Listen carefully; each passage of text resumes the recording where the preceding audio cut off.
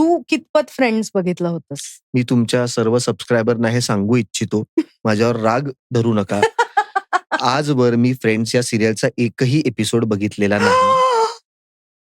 आणि तर त्याच्यामुळे तुम्ही माफ करा मला सगळ्यांनी मिळून, पण मी ती मालिका बघितलेली नाही. लोक जे रॉस आहे मी वगैरे जे म्हणत राहतात, हे रॉस ही व्यक्ती पुरुष आहे की स्त्री हेही देखील मला माहित नाही.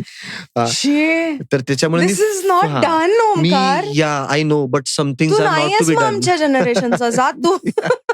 सम things are not to be done.